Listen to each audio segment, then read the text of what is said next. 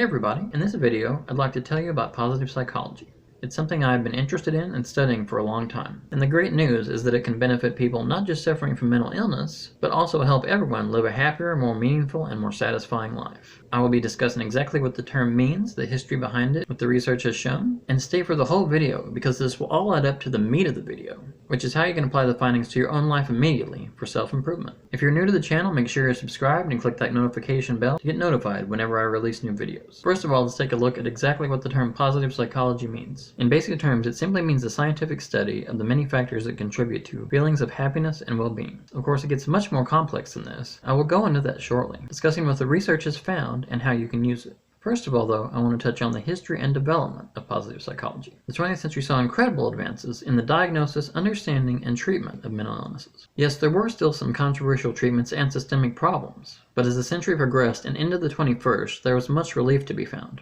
if you suffered from mental illness, and barbaric treatments such as lobotomies were discontinued. Believe it or not, psychology was not considered a true academic-worthy discipline until the 1960s, and focused much and still does around the psychoanalytic and behaviorism models, though the psychoanalytic model is considerably less influential than it previously was. Though there are many predecessors who extolled the virtues of finding the elements of life which contributed to overall well-being, it was in the 60s and 70s that the psychological school of humanistic psychology emerged, which was the forerunner of positive psychology. Humanistic psychology is often considered the third major theoretical model of the 20th century, along with psychoanalytic and behaviorism. Humanistic psychology was often considered the most widely appealing theoretical model, as it emphasized a holistic approach to treating mental illness, including focusing on creativity, free will, and positive human potential. Martin Seligman, former president of the American Psychological Association, is widely considered the father of positive psychology, and it has been a formal discipline since the year 2000. Positive psychology, as theorized by Seligman, is focused on the strengths and virtues of the individual,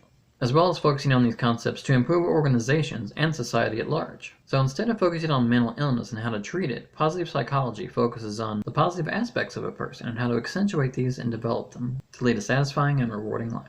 Now we will go over some of the findings of studying what leads to happiness, well-being, and a satisfying life. Perhaps the most famous and certainly the longest study of happiness was the Harvard study of adult development, which followed the participants for 80 years. And out of that study came to the conclusion that the one thing that is the main predictor for happiness is quality social bonds, especially close ones, such as romantic partners, family, and friends, but also including less close but very important bonds, such as belonging to clubs, organizations, spending time with coworkers and acquaintances, playing recreational sports, and volunteering. So if there's any one thing to take away from positive psychology, it is to develop or learn to develop close, meaningful relationships, whether that be romantic partners, family, and/or friends. But it would also be a good idea to be interested in joining clubs, organizations, interest groups, finding coworkers to talk to, spending time outside with others, and/or volunteering and helping others.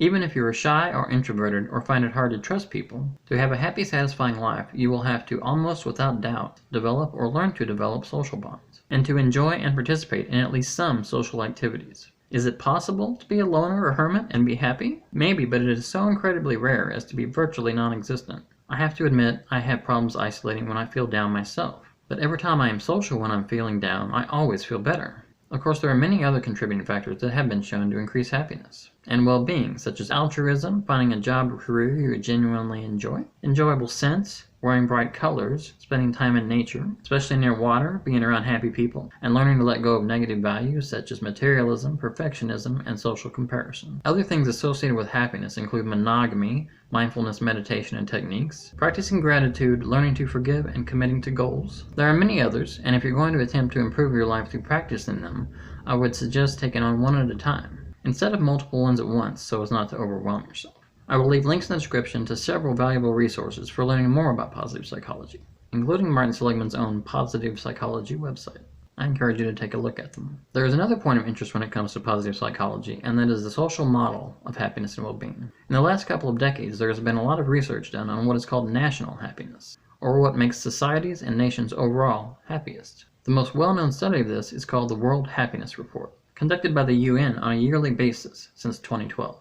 By asking people in all the countries participating if they are happy or unhappy, and how much or how little, and then studying these results, and what might be contributing to these findings on a national basis. I want to preface this by saying this is a non-political video. The results of these studies do have socio-political implications, but frankly, I'm not interested in them. For me, the interest is solely based on what can lead to happiness and why.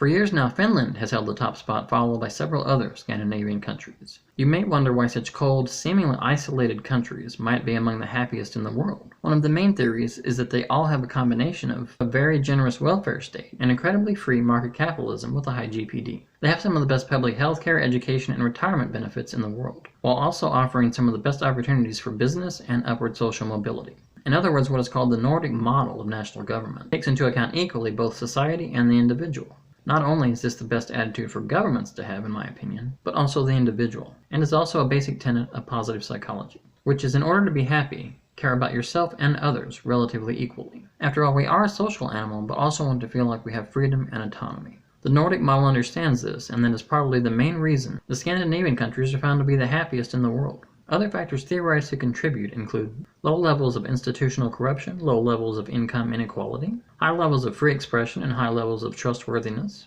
among citizens and the government. In my opinion, governments and individuals could learn a lot from these countries, and how they approach their own methods of governance, and how to approach life itself in order to be happy. Thank you for joining me on this summary of the theories and applications of positive psychology. I will go more into depth on positive psychology and all the things I talked about here in future videos. I hope you have gotten some value and knowledge out of this video. If you have, please subscribe to my channel and hit the notification bell to get notified whenever I post a new video. Let me know in the comments what your thoughts are on this subject, and if you have tried some of the things mentioned in this video, and if they helped or didn't. Thank you again, friends. Bye for now.